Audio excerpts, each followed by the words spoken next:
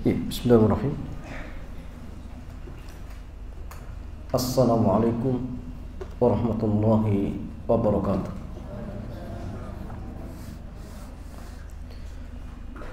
Alhamdulillah wassalatu wassalamu ala rasulillah wa ala alihi wa sahbihi ajma'in, amma ba'd. Ikhwan wa akhwati fillah, alhamdulillah di kesempatan sore hari ini Allah Azza wa Jalla kembali mudahkan kita untuk berkumpul di majlis yang sangat mulia ini, yaitu majlis Thalabul Ilmi. Dan sore hari ini kita masih pada kitab pengantar permodalan dalam Islam, karya Al-Ustaz Aminul Bait hafizahullah ta'ala. Dan tema kita jemaah sekalian berkaitan tentang harta kok nganggur. Dan tema ini jemaah ya cukup penting ya buat kita. Kadang-kadang banyak di antara kita punya harta tapi nganggur jemaah. Bahkan sebagian punya prinsip ya, lebih baik ditaruh di rekening daripada dipinjamkan ke orang. Benar tidak jemaah? Kalau alasan jemaah sekalian tidak syar'i misalkan, maka jelas ini sesuatu yang sia-sia ya. Tapi kalau misalkan dia tidak mau meminjamkan karena memang ya ada suatu kejadian ya, dipinjami malah tidak amanah misalkan, ini beda perkaranya seperti itu. Tapi karena banyak di antara kita jemaah sekalian hartanya nganggur, padahal masya Allah ya, setiap kita itu jemaah diberikan jalan yang berbeda-beda untuk memperbanyak amal ibadah ya. Ada orang yang diberikan kekuatan fisik untuk apa? Rajin puasanya misalkan. Ada yang masya Allah ya, dia bisa dengan ilmunya. Ada yang dimudahkan dengan hartanya. Tapi kalau kemudian justru yang dimudahkan tadi tidak bisa memanfaatkan ya nikmat yang Allah berikan kepadanya, maka akan menjadi apa? Suatu yang sia-sia. Nah, sehingga penting yang diingatkan. Ya, boleh kita mengatakan bismillahi wassalatu wassalamu ala rasulillahi wa ba'd. Umumnya masyarakat memahami orang disebut sukses ketika cita-cita dan harapannya terwujud.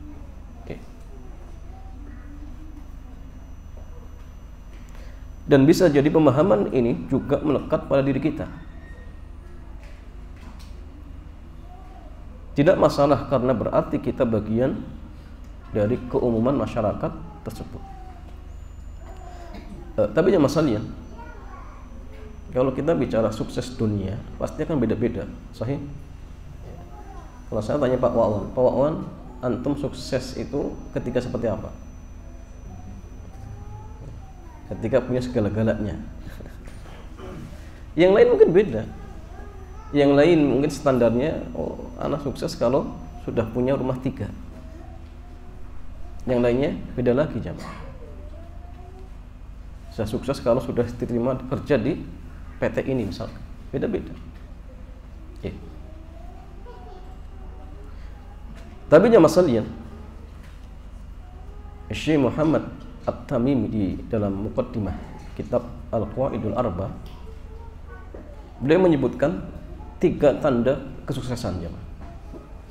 Jadi orang dianggap sukses itu ketika memiliki 3 hal ini. Kalau tadi ya mungkin beda-beda ya. Yang pertama jemaah, ketika beliau mendoakan orang-orang yang akan membaca kitabnya, beliau mengatakan wa an yaj'alallahu mimman idza u'tiya syakara. Jadi yang pertama itu, semoga Allah menjadikan Anda di antara orang-orang yang ketika diberikan nikmat bersyukur. Ini pertama.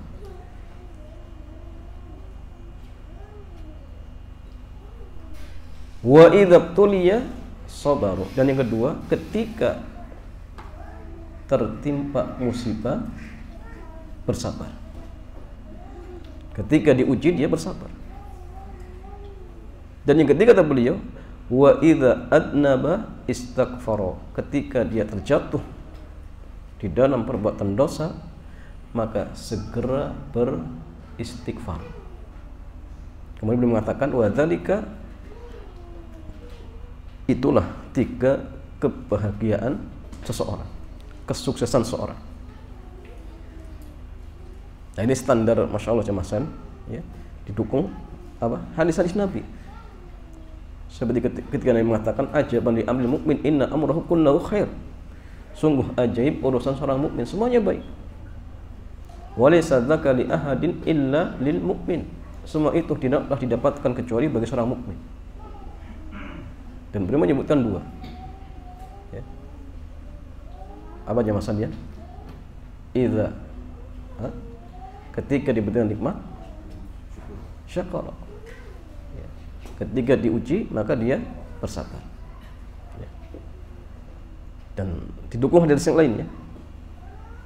Seorang itu yang masalah kullu bani Adam khata. Setiap anak Adam pasti terjatuh dalam kesalahan. Wa khairul khata'in, dan sebaik-baik orang yang berbuat kesalahan at-tawwabun, adalah yang segera bertobat. Segera bertobat. Jadi jemaah sekalian, kalau kondisi kita ada di 3 hal tadi, kita dianggap sukses. Kita dianggap apa? Sukses.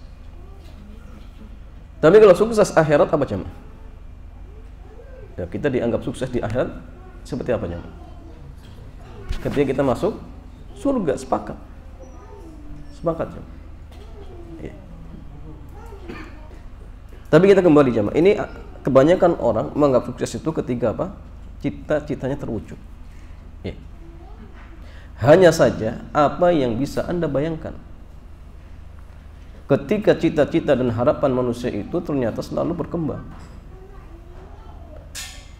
Sementara bagian dari tabiat nafsu, dia selalu mengharap lebih banyak daripada apa yang telah didapatkan, kecuali mereka yang dirahmati oleh Allah.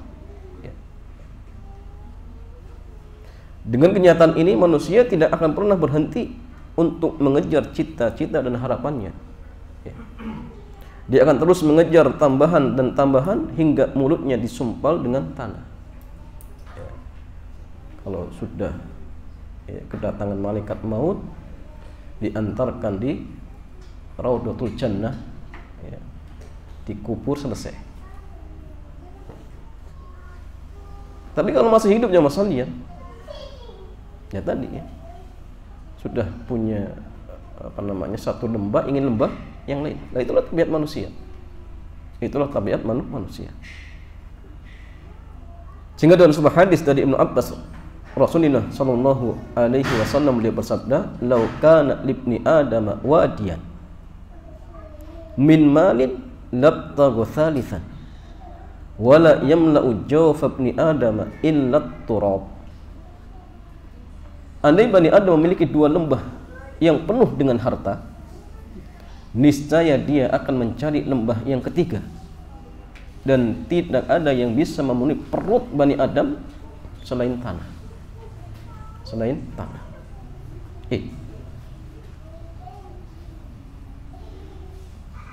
Mobil mengkilat, rumah bertingkat, pasangan memikat, Anda tidak akan menyangka itu cukup untuk mengcover semua keinginan Anda.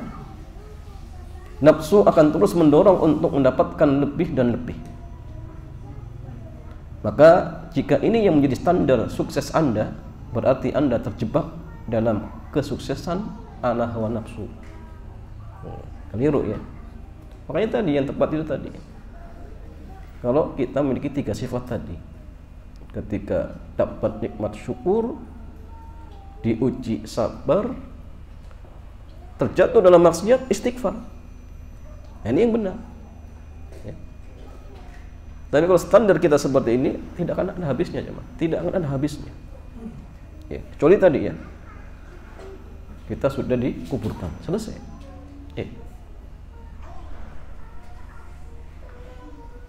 Sukses yang menjadi standar umum penduduk bumi, termasuk orang kafir. Ya, orang kafir sama. Ya.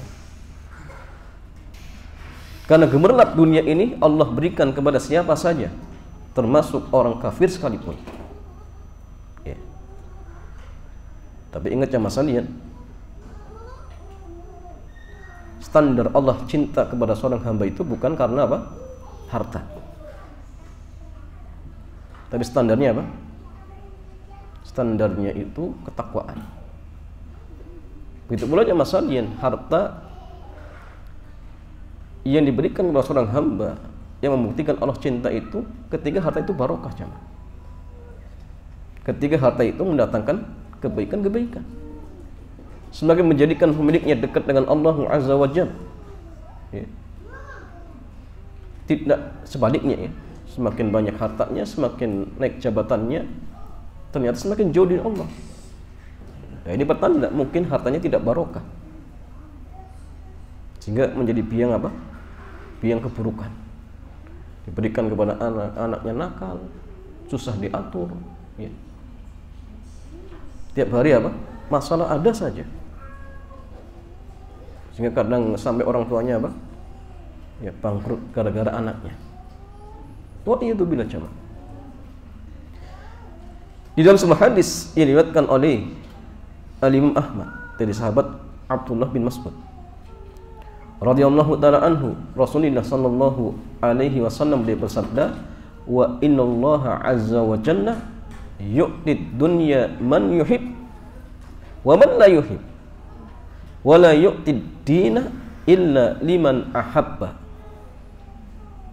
Sungguhnya Allah azza wa jalla memberikan dunia kepada orang yang dia cintai dan orang yang tidak juga ia cintai. Artinya semua dikasih. Semua dikasih. Orang mukmin dikasih, orang kafir juga dikasih. Ya. Dan Allah tidak akan memberikan pemahaman agama kecuali kepada orang yang dia cintai. Makanya dalam sebuah hadis dari Muawiyah, Nabi mengatakan apa? Man apa? Yuridillahu bihi khairan yufaqihu fiddin. Barang siapa yang Allah kehendaki kebaikan, Allah jadikan dia faqih dalam ilmu agama. Itu standarnya jemaah. Makanya gini, untuk mengetahui apakah Allah cinta dengan kita, dilihat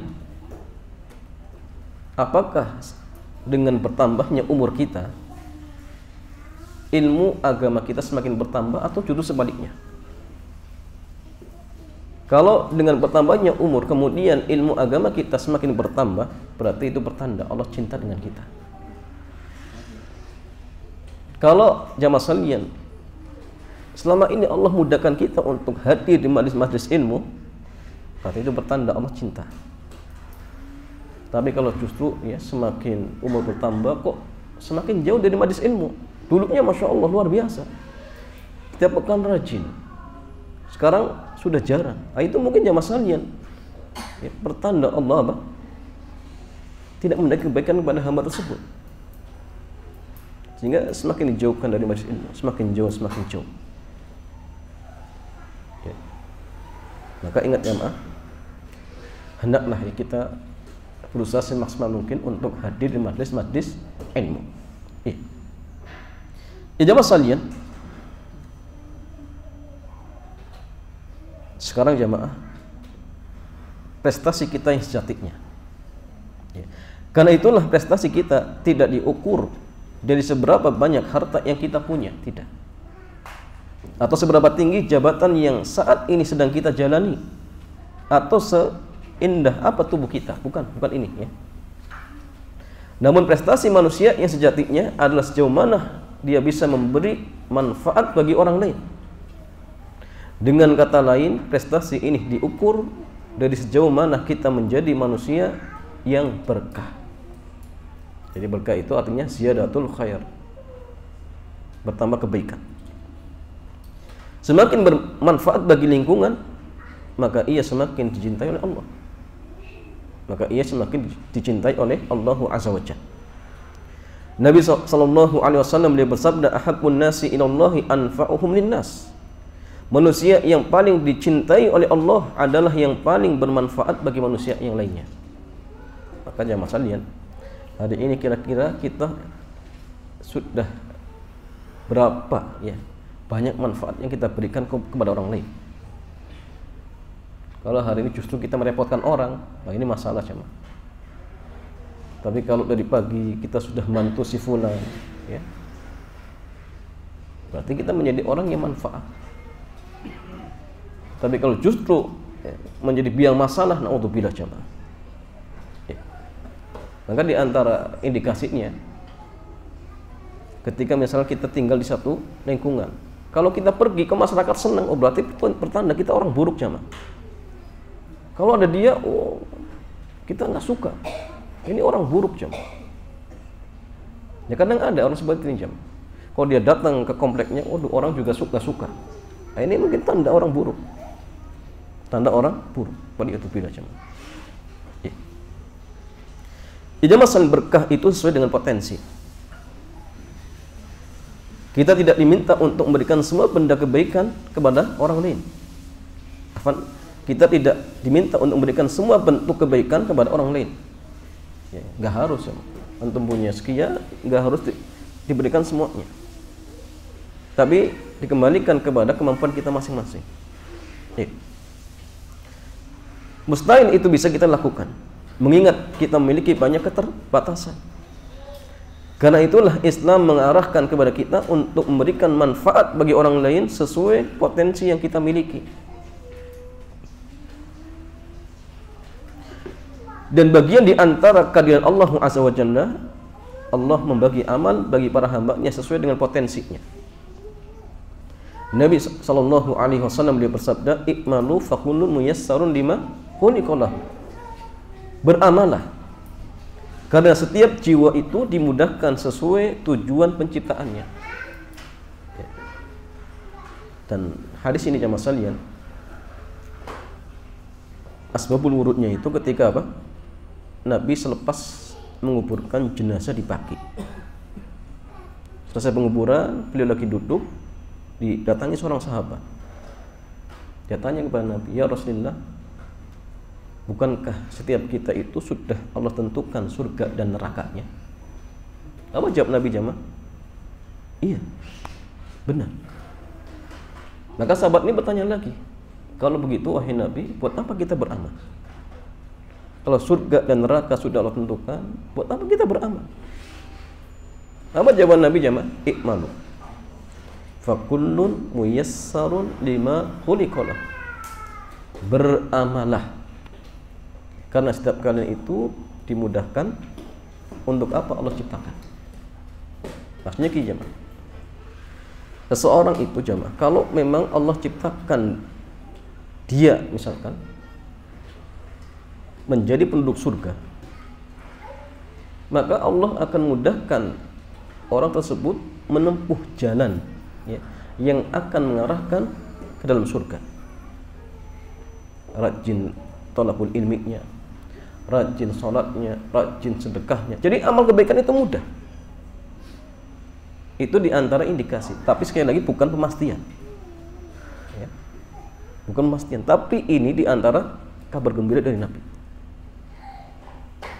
Begitulah sebaliknya, ketika misalkan seseorang Allah ciptakan dia menjadi calon penghuni neraka, maka dia pun akan diberikan kemudahan untuk melakukan kemaksiatan-kemaksiatan. Ya, pasang togel, ya ada saja uangnya coba. Padahal untuk makan tidak ada. Kalau pasang togel ada saja. Misalkan, ya, berzina pun mudah saja, minum khamr juga mudah. Ini mungkin Allah ciptakan dia menjadi calon penghuni neraka. Kalau dengar taklim, nggak pernah coba. Dia masuk grup baik, grup kajian, dia keluar, nggak mau. Padahal masalahnya seseorang itu tergantung agama temannya. Ya. Seorang itu tergantung agama teman. Jadi kalau orang-orang misalkan ada grup kajian bagus, kok dia keluar, oh jangan-jangan memang dia bukan komunitasnya, bukan kelompoknya. justru gabungnya grup apa? SD ya. Sekolah SD, teman SD, SMP. Justru di situ aja, Dia grup kajian nggak betah. Ya mungkin bukan kelompoknya. Karena orang itu kan digabungkan dengan orang-orang yang sehati. Waliyatubillah jamaah. Makanya kalau antum masuk grup-grup yang bagus, grup kajian, grup ini, bersyukur. Barangkali memang Allah menghendaki kita menjadi orang-orang yang baik. Karena cari teman yang baik, bukan cari teman yang buruk, jamaah. Ya kadang ada ya orang seperti itu. Ya jemaah, semua manusia diarahkan untuk beramal sesuai dengan ujung hidupnya. Orang yang mendapat kebahagiaan di ujung hidupnya akan dimudahkan untuk melakukan amal yang mengantarkannya kepada kebahagiaan, dan sebaliknya seperti itu. Imam Malik pernah mendapatkan sepucuk surat dari kawannya Abdul Al-Umari, orang yang sangat rajin beribadah. Dalam surat itu, kawannya mengajak Imam Malik agar jangan berlebihan duduk mengajar hadis di Madinah, tapi hendaknya menyendiri dalam rangka untuk memperbanyak ibadah. Jadi disarankan seperti itu. Ya, kalau bahasa kitanya, ya kalau bisa jangan sibuk cuma ngajar. Luangkan waktu untuk ibadah. Itu sarannya. Kemudian Imam Malik memberikan jawaban dengan pernyataan yang cukup menekan. Innallaha azza wa jalla qassamal a'mala kama qassamal arzaq. Farubba rajulin futiha lahu fis salati wa lam yuftah lahu fis shaumi, wa akharu futiha lahu fis sadaqah wa lam yuftah lahu fis shaum, wa akharu futiha lahu fil jihad wa lam yuftah lahu fis shalah, wa nashrul ilmi wa ta'limuhu min afdali a'malil birri. Sungguhnya Allah Azza wa Jalla telah membagi amal-amal untuk para hamba, telah membagi amal-amal untuk para hamba-hambanya. Sebagaimana Allah membagi rizki, ada orang yang dimudahkan untuk melakukan amal sholat, namun dia tidak dimudahkan untuk puasa. Kalau 5 waktu jangan ditanya, belum adzan sudah datang, akan dia yang adzan. Tahajud jangan ditanya, tapi kalau puasa nggak kuat, jangan. Senin Kemis nggak kuat. Kalau Ramadan kuat, ya. Tapi Senin Kemis nggak kuat. Apalagi Ayyamul Bid, ya. Apalagi Daud nggak kuat. Ya. Tapi sholatnya luar biasa. Ya. Ada yang dimudahkan dalam bersedekah, namun tidak dimudahkan untuk berpuasa. Sedekahnya masya Allah. Kalau ada ser-seran, misalkan masjid butuh bantuan, dia langsung nomor 1. Saudaranya ya, misalkan butuh bantuan, dia nomor 1 untuk membantu. Ya. Namun jamaah sekalian tidak dimudahkan untuk puasa. Kalau puasanya tadi nggak kuat. Ya. Ada yang dimudahkan untuk jihad, namun tidak dimudahkan untuk sholat. Ya. Dan menyebarkan ilmu serta mengajarkannya termasuk amal kebaikan yang paling afdal. Lalu beliau melanjutkan, waqad raditu bima fatahullahu li min dzalika wa ma adunnu ma ana fihi biduni ma anta fihi wa arju an yakuna kulluna ala khairin wajibu ala kulli wahidin minna an yaradu bima qassamallahu lahu wassalam. Dan saya telah ridho dengan kemudahan amal yang diberikan oleh Allah kepadaku, dan aku tidak menganggap bahwa amal yang saat ini saya tekuni lebih rendah tingkatannya dibandingkan amal yang sedang kamu jalani. Dan saya berharap masing-masing kita berada dalam kebaikan, dan wajib bagi kita untuk ridho dengan pembagian amal yang telah ditetapkan oleh Allah Subhanahu wa ta'ala wassalam. Jadi gini ya masalahnya, setiap orang itu tadi akan dimudahkan dengan apa? Kemudahan yang berbeda-beda. Ada yang taklimnya rajin, ada yang tahajudnya rajin, ada yang puasanya rajin, ada yang sedekahnya rajin. Maka ingat, tidak boleh kemudian kita melecehkan, jangan mencukupkan dengan satu amalan saja. Tapi kalaupun ada misalkan seorang yang hanya mencukupkan dengan amal sunnah yang mungkin itu saja, jangan kita celah. Tapi kita motivasi ya, motivasi untuk bisa melakukan amal-amal yang lainnya seperti itu. Nah, kemudian masalahnya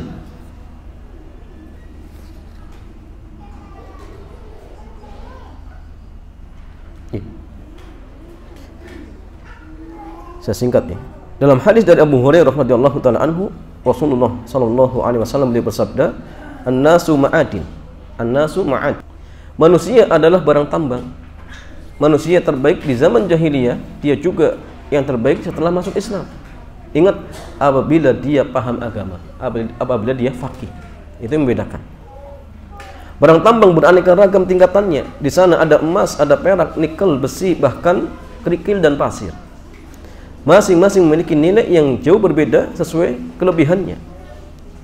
Rasulullah sallallahu alaihi wasallam memisalkan manusia sebagaimana layaknya barang tambang. Masing-masing memiliki nilai yang berbeda sesuai tingkatan kelebihannya. Namun semua itu baru memiliki arti ketika dia paham agama. Ya. Tanpa ilmu agamanya masalahnya seorang apa? Ya, tidak berarti. Tidak berarti. Karena Allah Azza wa Jalla akan mengangkat derajat seseorang itu dengan apa? Sebab keimanan dan ilmu. Yarfa'illahu alladhina amanu minkum walladhina utul ilma darajat. Jadi Allah akan mengangkat derajat orang-orang yang beriman di antara kalian dan orang-orang yang diberikan ilmu. Maka kalau kita ingin ditinggikan derajatnya oleh Allah, pelajari ilmu, cuman pelajari ilmu. Kemudian masalahnya, bagaimana dengan potensi harta? Kita lihat. Termasuk di antara potensi adalah harta. Jika hanya mengendap untuk kepentingan pribadi, nilainya tidak maksimal. Nilainya tidak maksimal. Karena itulah Nabi Shallallahu Alaihi Wasallam menyarankan agar harta tidak dibiarkan nganggur. Jangan. Dari Abu Hurairah radhiyallahu taala anhu, Nabi Shallallahu Alaihi Wasallam bersabda, "Lau kana li mithlu Uhudin dhahaba la sarrani an la tamurra alayya thalasu layalin wa indi minhu syai' illa syai'an ursiduhu lidaini." Andai saya memiliki emas sebesar gunung Uhud, saya tidak ingin emas itu berada di tempatku selama 3 hari, sementara masih ada yang tersisa selain sebagian yang kusiapkan untuk melunasi utang. Itu Nabi jamaah. Hadis ini tidak memerintahkan kita untuk mensedekahkan semua harta kita, tidak. Ini rencana pribadi Nabi Shallallahu Alaihi Wasallam dan bagian dari keistimewaan beliau. Beliau tidak boleh memiliki warisan, sementara kita sebagai umat beliau diizinkan untuk memiliki warisan. Boleh, tidak masalah. Tapi Nabi beda ya, Nabi beda. Bahkan kita boleh nabung ya, masalahnya tidak masalah. Ya. Apa dalilnya? Ada ya, sahabat Nabi yang pernah ingin berwasiat dengan separuh hartanya, tapi dilarang.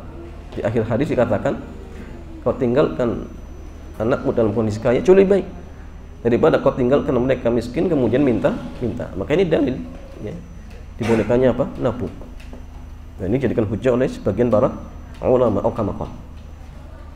Ya jamaah sekalian, namun kita bisa mengambil pelajaran dari hadis ini berkaitan dengan semangat Nabi Shallallahu Alaihi Wasallam untuk tidak membiarkan harta mengendap dan nganggur. Jika tidak disedekahkan, pilihan apa yang bisa kita lakukan? Kalau sedekah mungkin sudah ya, masih ada sisa. Terus biar tidak nganggur seperti apa jamaah sekalian? Kita lihat. Yang pertama, dimanfaatkan untuk kebutuhan pribadi. Manfaatkan, boleh, tidak masalah. Bahkan di antara bentuk syukur jamaah sekalian, menggunakan nikmat tersebut di jalan yang Allah cintai dan ridhoi. Ya. Belikan pakaian baru, ya, belikan apa? Mobil baru, ya, makan yang enak. Itu di antara bentuk syukur. Asalkan tidak israf ya, tidak israf berlebihan. Ya, maka tidak masalah jamaah sekalian. Atau yang kedua, dipinjamkan ke sesama muslim yang sedang membutuhkan. Insyaallah. Antum pinjamkan. Uang utuh, pahala ngalir terus jamaah. Pahala ngalir terus. Ya. Ustaz, tapi kalau saya pinjamkan susah tak ditagihnya gimana jamaah? Ini juga kadang masalah ya. Ini ya oknum. Tapi tetap jangan gara-gara ada oknum kemudian akhirnya kita jadi apa? Jadi ketakutan, jangan. Ya mungkin kalau tahu dia seperti ini ya sudah, kalau ingin minjem diingatkan benar-benar. Tapi kalau ada yang lain mau pinjam dan dia butuh, pinjam. Ya, dipinjemin jamasannya. Karena tadi ya, ini di antara bentuk memanfaatkan harta kita agar tidak nganggur. Sahih, hartanya tetap, tapi jamasan kebaikannya apa? Tetap kita dapatkan. Karena gini, manfaat dari harta itu jamaah sekalian, bisa harta itu ya, dimakan kemudian jadi kotoran. Dan manfaat itu kan gini jamaah sekalian, bisa berubah kebaikan. Kebaikan itu bisa bertambah hartanya, bisa bertambah pahalanya, bisa bertambah apa jamaah sekalian, ya, nominalnya. Itu kebaikan. Maka harta yang kita sedekahkan jamaah sekalian itu pun sama, ada kebaikannya. Dan orang tersebut akan mendapatkan kebaikan yang dia sedekahkan atau yang dia pinjamkan. Di mana? Di dunia. Ya. Di dunia dimudahkan urusannya oleh Allah. Karena orang-orang yang memudahkan urusan orang lain apa? Allah akan memudahkan urusannya dia di dunia dan di akhirat. Di alam barzah sama. Ya. Di akhirat lebih-lebih. Tapi kalau harta kemudian kita gunakan untuk beli makanan, ada manfaatnya. Apa? Kenyang, selesai. Tapi kalau disedekahkan, misalkan jamaah sekalian, itu justru manfaatnya di 3 tempat. Di dunia jadi mudahkan urusannya oleh Allah, di akhirat dapat manfaat lagi. Di alam barzah mendapatkan manfaat, di akhirat dapat manfaat. Lebih besar manfaatnya daripada sekedar diberikan makanan kemudian kenyang. Itu juga kebaikan. Tapi terbatas ya. Nikmatnya apa? Terbatas seperti itu. Kemudian ketiga, diinvestasikan ke sesama muslim untuk mengembangkan usaha mereka. Cari ya, orang-orang yang amanah, kemudian diajak untuk apa? Kerjasama. Bisa dengan sistem mudharabah ataupun yang lainnya, silahkan, tidak masalah. Ya, tidak masalah. Intinya potensi harta itu tidak dibiarkan sia-sia. Dalam hadis dari Jabir bin Abdullah radhiyallahu taala anhu, Nabi sallallahu alaihi wasallam beliau bersabda, "Man kanat lahu ardun falyazra'ha fa in lam yazra'ha falyuzri'ha akhahu." Siapa yang memiliki tanah, hendaklah dia kelola dengan ditanami. Jika tidak mampu ya untuk mengelolanya, berikan kesempatan kepada saudaranya. Sewakan. Kelola sendiri nggak mampu, ya sudah sewakan. Ya, intinya jangan nganggur. Ya. Ada banyak pendapat di kalangan para ulama mengenai makna hadis ini. Di antaranya dan di antara pelajaran yang bisa kita ambil, hendaklah seorang muslim memaksimalkan potensi yang dia miliki. Tidak hanya yang berupa tanah seperti yang disebutkan dalam hadis, termasuk potensi yang lainnya. Ya, terutama apa? Harta, seperti itu jemaah.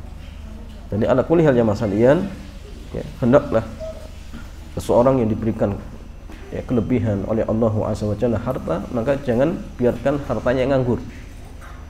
Tapi manfaatkan ya, harta yang Allah berikan sebagai wasilah untuk memperbanyak amal ibadah kepada Allah Azza wa Jalla, untuk memperbanyak bekal ketika menghadap Allah Subhanahu wa taala. Karena inilah fungsi harta. Allah Azza wa Jalla berfirman, "Wabtaghi fima ataqallahu darul akhirah wala tansa nasibaka minad dunya." Ya, fala tansa nasibaka minad dunya. Dan carilah dari apa yang telah Allah rezekikan kepadamu untuk meraih pahala sebanyak mungkin dalam rangka sebagai bekal untuk menghadap Allah Azza wa Jalla. Ya, itu fungsi harta. Ya, bukan sekedar untuk disimpan saja, tapi ingat, fungsi harta itu sebagai wasilah bagi kita untuk mudah ketika beribadah kepada Allah. Ya, untuk mudah ketika beribadah kepada Allah Azza wa Jalla. Ya, wallahu ta'ala a'lam bissawab. Ya, demikian jemaah sekalian, ini beberapa ya, penjelasan terkait tentang masalah ya, harta kok nganggur. Mudah-mudahan bermanfaat, dan selanjutnya seperti biasa kita buka tanya jawab. Dipersilakan.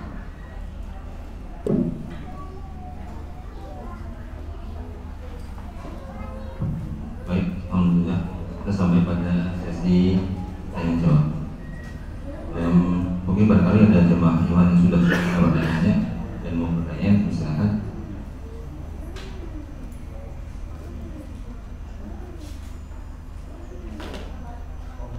Mungkin belum, saya bacakan pertanyaan sudah masuk dari jemaah. Assalamualaikum Ustaz, bolehkah saya mengajukan pertanyaan? Saya mengajukan resign dari lembaga ribawi per September 2024. Di situ saya memperoleh uang jam sostek dan dana pensiun. Pertanyaan pertama, karena saya masih ada hutang di tempat kerja, saya pakai uang jam sostek dan dana pensiun untuk melunasi hutang tersebut. Hutang tersebut dulunya saya pakai untuk beli tanah. Apakah bagaimana hukumnya tanah tersebut dan apakah harus saya jual dan dananya saya bersihkan? Apa utang tersebut buat beli tanah? Jadi dia setelah pensiun dia memperoleh jam sostek dan dana pensiun. Dan karena dia masih punya hutang ketika masih bekerja di bank tersebut, dia menggunakan dana jam sostek dan dana pensiun tadi untuk melunasi hutang bank tadi untuk beli tanah. Jadi hutang itu adalah untuk membeli tanah. Dan bagaimana hukum tanah tersebut? Apakah saya jual dan dananya saya bersihkan? Ya, jemaah sekalian, ini kembali kepada apakah penanya dulu ketika kerja di bank sudah tahu hukumnya atau tidak. Kalau penanya sudah tahu hukumnya tapi tetap kerja di situ, maka seluruh pendapatannya, baik itu gaji ataupun dana pensiun, semuanya haram dan wajib untuk dibersihkan. Wajib untuk dibersihkan. Ya. Kalau dia miskin boleh dia ambil jamaah, tidak masalah. Tapi kalau dia kaya maka tidak boleh. Ya. Jadi artinya kalau misalkan hartanya dia miliki semuanya dari hasil yang haram tadi, keluarkan ya, yang lebih dari kebutuhan dirinya. Karena kalau semua dikeluarkan berarti jelas dia miskin, tidak ada harta. Maka miskin itu boleh ngambil sesuai dengan kebutuhannya. Kalau butuhnya setiap bulan itu 5 juta, berarti sudah dia ambil 5 juta dikali mungkin 1 tahun ya. Sisanya dikeluarkan seperti itu. Tapi jamaah sekalian, kalau misalkan dulu pas kerja tidak tahu hukumnya, setelah tahu kemudian dia resign ya, maka jelas gaji yang dulu halal. Gaji yang dulu halal. Bagaimana dengan pensiunannya jamaah? Apakah halal atau haram? Ya. Kalau Ustadz Ami, beliau mengatakan tidak boleh. Beliau mengatakan apa? Pensiunannya dan lain sebagainya, jam sostek dan sebagainya ya, itu termasuk harta haram dan tidak boleh diambil. Tapi jamaah sallallahu alam, kalau anda lebih condong pendapat yang mengatakan kalau memang dulu pas kerjanya tidak tahu hukumnya, maka pensiun dan jam sostek itu maka buat dia halal. Buat dia halal. Tetapi ingat, jam sostek itu berarti sebatas uang yang dulu didepositkan, tidak boleh lebih. Selama kerja misalkan setorannya setiap bulan berapa, dan dia kerja berapa tahun, kali saja. Karena kelebihannya itu riba, nggak boleh. Ya.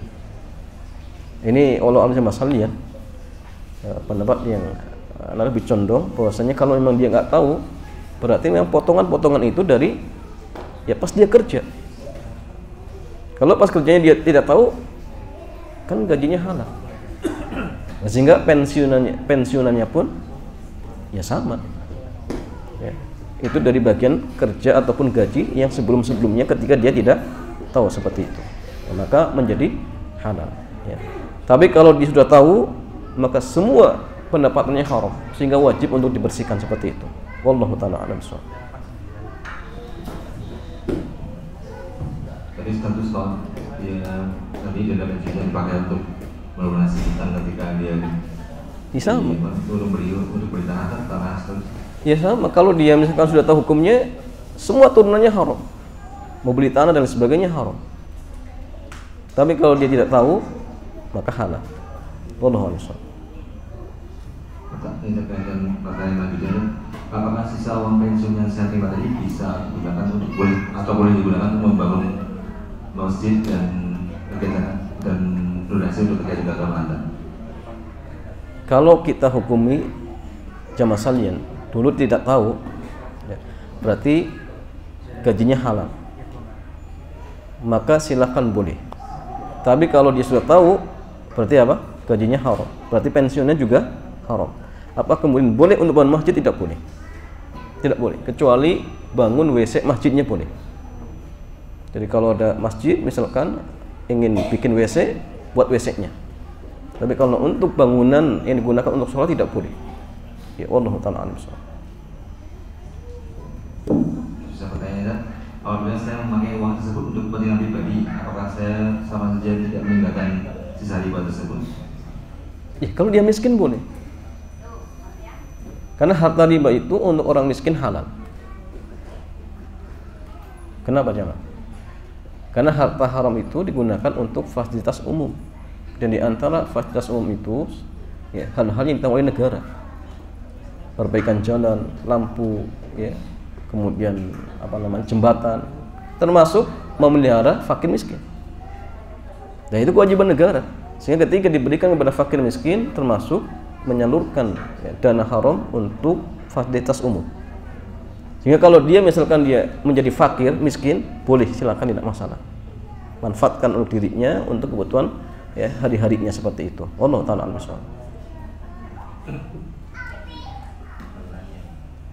Penganiayaan barangkali yang dimulai.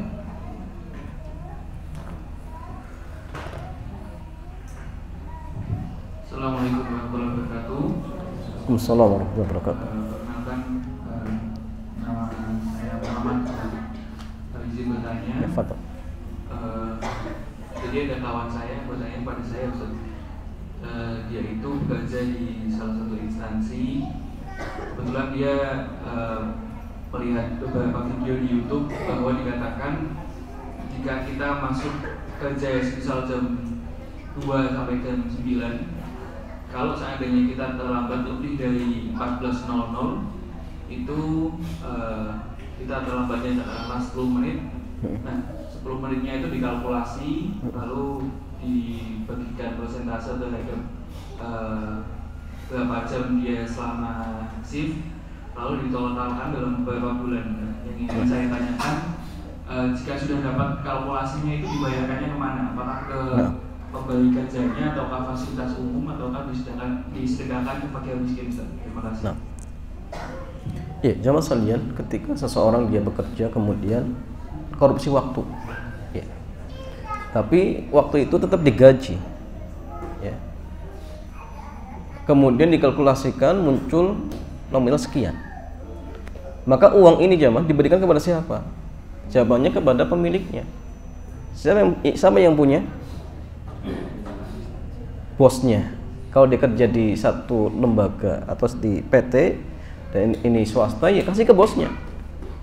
Kalau milik negara, kembali ke siapa? Ya ke negara. Kembali ke negara jamaah sekalian. Ya. Mungkin minta rekeningnya ke Pak Prabowo. Kemudian kirimkan. Ya. Kalau memang di ASN, ya, ASN, kembalikan ke negara.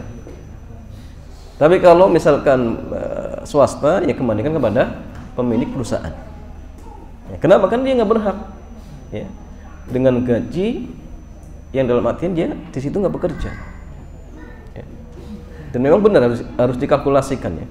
Syekh Muhammad bin Shalih Al-Utsaimin beliau sangat berhati-hati. Kalau pernah terlambat, beliau keluarkan apa? Ya, keluarkan sebagian dari gajinya.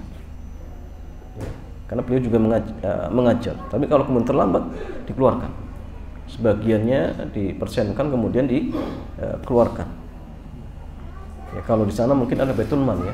Kalau kita ya cari akses yang bisa dalam artian diberikan kepada pemerintah seperti itu. Kalau ASN. Tapi kalau pribadi ya kembalikan kepada orangnya seperti itu. Wallahu ta'ala a'lam bishawab.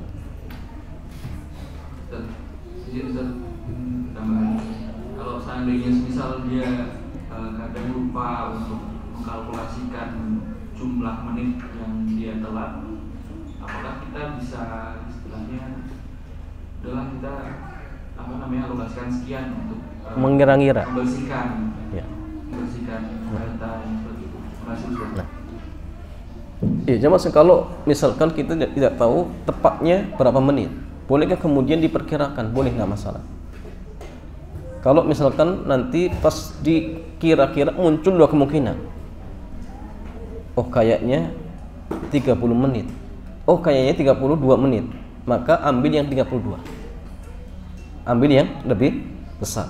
Setelah itu keluarkan ya, dengan nominal yang memang sesuai dengan apa? Jamnya seperti itu. Kalau kemudian keliru, maka kalau dia sudah beristihad dan keliru, dimaafkan. Yang penting dia berusaha untuk mengingat, oh, saya sebulan ada berapa hari, saya terlambat biasanya sekian. Kemudian dikalkulasikan atau diperkirakan berapa totalnya. Kalau muncul dua tadi, ambil yang paling besar. Saya itu keluarkan. Ternyata keliru, dimaafkan. Kenapa? Karena memang dia sudah berusaha semaksimal mungkin. Di luar itu, la yukallifu nafsan illa wus'aha. Allah maafkan. Allah maafkan. Seperti itu jemaah. Wallahu ta'ala a'lam bishawab. Pertanyaan dari awal, bagaimanakah hubungan antara syukur dan sabar? Bagaimana apa hubungan? Bagaimana hubungan antara syukur dan sabar? Antara syukur dan sabar. Iya. Jamaah, syukur itu rukunnya ada 3. Pertama, dengan lisan. Bagaimana caranya? Muji Allah, menceritakan nikmat tersebut pada orang yang amanah. Yang kedua, dengan hati, diakui nikmat tersebut datangnya dari Allah. Dan yang ketiga, menggunakan nikmat tersebut di jalan yang Allah cintai dan ridhoi. Adapun sabar, sama, ada 3 rukun. Pertama, tahan lisan dari ucapan-ucapan yang kotor. Kemudian tahan hati dari murka terhadap takdir. Dan yang ketiga, tahan anggota badan dari melakukan hal-hal yang haram ketika tertimpa musibah. Ini apa? Sabar. Jadi sabar itu menahan. Tapi kalau syukur apa? Apa jemaah? Syukur itu justru mengungkapkan ya, dengan lisan, dengan hati, ya, kemudian dengan anggota badan. Buktikan seperti itu jemaah. Dan hubungannya masing-masing, baik syukur ataupun sabar, kedua-duanya merupakan amal qalbiyah, amalan hati kita jemaah, amalan hati kita. Dan masing-masing punya keistimewaan. Orang yang syukur, la in syakartum la azidannakum. Jika kamu syukur, maka akan aku tambah nikmat atas kalian. Sabar pun sama. Innallaha ma'as sabirin. Allah itu bersama dengan orang-orang yang sabar. Maksudnya, orang yang sabar itu akan ditolong, akan dilindungi, dan akan dijaga oleh Allah Subhanahu wa ta'ala. Nah, sehingga tadi Nabi mengatakan apa? Orang itu tidak lepas dari 2 keadaan ini. Kalau kita ingin dianggap karena kita senantiasa baik, apapun keadaannya, syaratnya cuma 2, resepnya cuma 2. Ya, ketika dapat nikmat, syukur, kemudian dapat musibah apa? Sabar. Ya. Maka apapun kondisinya masalahnya, kita akan senantiasa baik. Ya Allah Ta'ala a'lam bishawab. Pertanyaan berikutnya. Bismillah. Assalamualaikum Ustaz, izin bertanya, apakah boleh jika menyimpan harta atau menabung untuk mempersiapkan kebutuhan masa depan seperti persiapan biaya pendidikan anak dan dana pensiun masa tua? Karena saya pernah dengar bahwa tidak boleh terlalu memikirkan masa depan, dan apakah harta yang disimpan tersebut termasuk harta yang nganggur? Terima kasih. Ya jemaah sekalian, apakah boleh seseorang menyiapkan dana untuk apa? Persiapan pendidikan anaknya dan sebagainya? Jawabannya boleh, tidak masalah. Ya. Jadi yang dicela dalam ayat orang yang nimbun-nimbun harta itu adalah orang yang nimbun harta, emas perak misalkan, kemudian tidak dikeluarkan apa? Hak-hak hartanya. Sudah sampai nisab, tidak dikeluarkan zakatnya. Ini tercela. Tapi kalau dia tabung, kemudian hak-hak harta itu dikeluarkan, maka boleh, tidak masalah. Apa dalilnya tadi ya? Sahabat siapa? Sa'ad bin Abi Waqqas kalau nggak salah. Antum cek ya. Jadi dia itu jamaah punya apa? Anak satu-satunya perempuan. Hartanya banyak.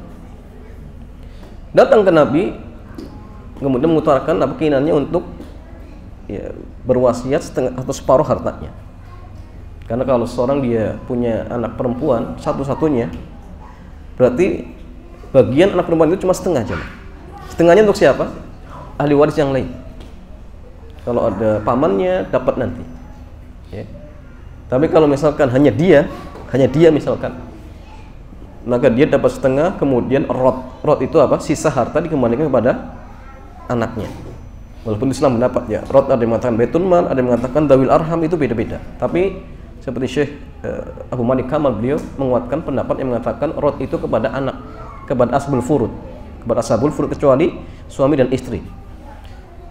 Ya, sehingga masalah dia mengatakan ingin menginfakkan berwasiat dengan setengah hartanya. Nabi melarang, nggak boleh, jangan. Tapi karena dia terus merengek, sehingga akhirnya diizinkan hanya sepertiga. Dan dia mengatakan sepertiga itu sudah banyak. Di akhir hadis kemudian Nabi mengingatkan, kau tinggalkan anak-anakmu, keluargamu dalam kondisi kaya, jauh lebih baik daripada kau tinggalkan mereka dalam kondisi miskin kemudian minta. Maka hadis ini dijadikan hujjah oleh sebagian para ulama kita, dibolehkannya nabung. Dibolehkannya apa? Nabung. Nah masalah. Yang penting ingat ya Mas Salian, ya, sebagian hak-hak harta itu ditunaikan. Kalau sudah mencapai nisab ya keluarkan. Jangan kemudian sudah sampai nisab sengaja pura-pura apa? Dibelanjakan. Kurang 1 bulan misalkan dibelanjakan, biar apa? Kurang dari bawah nisab. Wah ini nggak boleh, dosa aja Mas Salian. Ya. Jadi kalau misalkan 1 bulan harus keluarkan apa? Zakatnya, jangan sengaja dibelanjakan untuk menghindari zakat. Ini nggak boleh. Jadi kalau sudah sampai nisab ya keluarkan saja. Ya keluarkan saja seperti itu dan tidak masalah. Ya tidak masalah. Ya wallahu taala a'lam. Aku punya pertanyaan tadi, kalau misalnya kita punya dana lebih, kemudian kita berikan untuk properti yang belum kita pakai, apakah ini termasuk dalam dan properti kan setahu saya itu kan bebas dari zakat, apakah ini termasuk tidak termasuk dalam upaya untuk menjadi zakat atau dan sebagainya? Ya jamaah sekalian, apa ketika uang itu kita belanjakan atau kita belikan rumah sebagai aset, apakah hal ini bentuk perbuatan untuk lari dari zakat jamaah? Termasuk tidak ya? Termasuk tidak? Ya. Jawabannya satu, boleh, tidak masalah. Antum beli aset, beli rumah dan lain sebagainya, mobil misalkan, tidak masalah. Tapi memang tidak ada zakatnya jamaah. Karena memang yang ada zakatnya itu harta-harta tertentu. Kalau rumah ada zakatnya kalau memang diperjualbelikan. Kalau tidak diperjualbelikan, cuma dia beri untuk aset, maka nggak ada zakatnya. Bahkan gini jamaah, ada orang misalkan beli rumah untuk aset, berjalannya waktu dia butuh uang, kemudian ditawarkan, ternyata nggak laku-laku sampai 1-2 tahun. Apakah dengan sebab rumah itu ditawarkan untuk dijual, kemudian karena nggak laku tersebut, apakah ada zakatnya jamaah? Ada zakatnya tidak? Nggak ada. Kenapa? Karena dulu dia pas beli apa? Untuk aset, bukan untuk diperjualbelikan. Ya. Nah, sehingga dia masalah, boleh, tidak masalah. Ya Allah taala a'lam. Ya karena memang bukan harta yang ada zakatnya. Maka caranya bagaimana? Ya sudah disempurnakan dengan sedekah. Banyak sedekah saja seperti itu. Ya Allah taala a'lam. Pertanyaan dari Iman barangkali. Cukup ya. Demikian jamaah sekalian, mudah-mudahan kajian kesempatan sore hari ini bermanfaat. Kita cukupkan. Subhanakallahumma bihamdik, asyhadu an la ilaha illa anta astaghfiruka wa atubu ilaik. Assalamualaikum warahmatullahi wabarakatuh.